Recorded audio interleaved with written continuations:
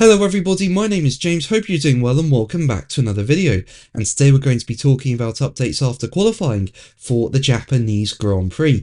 If you enjoy the video, make sure to leave a like and subscribe for more Formula 1 content. Also make sure to follow me on X at James's Pit Lane, I'll leave a link in the description. But let's jump straight into the video. So I've got to start off by saying fair play to Max Verstappen. That Red Bull has not looked easy to drive this weekend. It suffered so many snaps of oversteer. The drivers haven't looked too comfortable, but in the end, when it mattered on the final run in Q3, Verstappen takes pole position, pulls off a brilliant lap out of absolutely nowhere and puts it on pole. I don't know how he's done that, because that car does not look worthy of being on pole, but as we know, Verstappen is able to make the most of a bad situation. And we know that Red Bull has issues. We know it's not the best this year, but despite that, he still manages to drive around them and take pole position in Japan. I just think that is an absolutely exceptional achievement. And he qualified just ahead of Lando Norris in P2 and Oscar Piastri in P3. So a McLaren second and third. It's going to be very interesting to see what happens in the race tomorrow, how McLaren play this with Verstappen, because Verstappen will not be easy to pass. So yeah, a very exciting grid for the Japanese Grand Prix. And also fair play to Oliver Bierman for getting the car into Q3 as well. You know, that Haas did not look competitive in Japan at all. Esteban Ocon, his teammate, knocked out in Q1. Ollie Bierman getting it into Q3. That's a remarkable achievement. Same with Isaac Hadjar. You know, he's been suffering issues throughout qualifying. He didn't look comfortable and he still got the car into Q3, that Racing Bulls. So fair play to both of them as well. But as I say, the day is really about Verstappen and what he's been able to achieve today. And speaking about taking pole, Verstappen said, "We tried the best we could to get the best possible balance. It wasn't easy, but every session we had little improvements. That made the difference. The last lap was just flat out, and it's incredibly rewarding. We will look to tomorrow and do our best." But while Verstappen was up there taking pole, Tsunoda just did not have the pace. He looked good.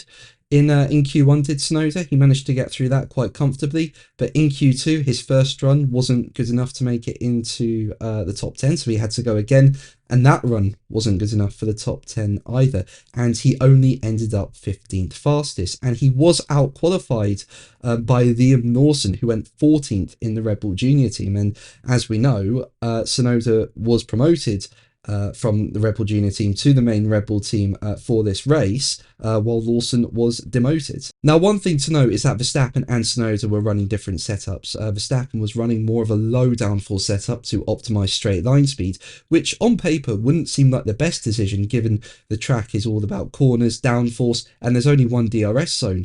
And Tsunoda, meanwhile, did go for the higher downforce routes, try to be in a position where, okay, he wouldn't be as quick on the straights, but have a lot of speed in the corners, but it just didn't work out for him. But Red Bull and Tsunoda are thinking positively. You know, Red Bull team boss Christian Horner felt Tsunoda had the pace to get into Q3, felt he maybe made a mistake in turn one and felt he couldn't recover from it, but felt on the whole that Tsunoda did have the pace and, as I say, could get into Q3. Tsunoda, meanwhile, also felt there was more to come from him and felt he was understanding the car more, with him being quoted by Sky F1 as saying, "There was pace to go through to Q3, but I just didn't put it all together. I felt okay on terms of pressure. My mindset was to enjoy it, but I had the pace, so I didn't expect to end up like this. The positive is that I've started to understand the car.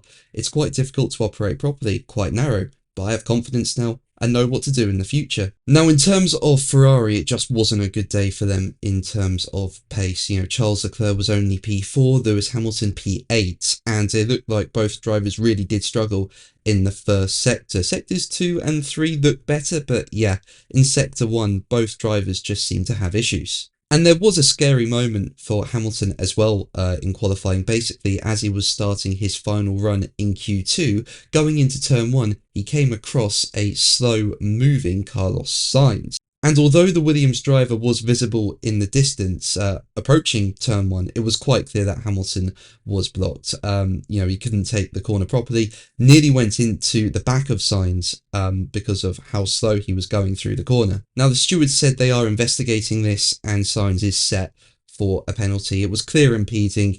I really don't think he's getting away with that one, and I think he will get a 3-place grid drop for the Japanese Grand Prix. But that's going to be the video from me today. Thank you ever so much for watching. Make sure to like and subscribe for more videos, and until the next one, take care. Bye.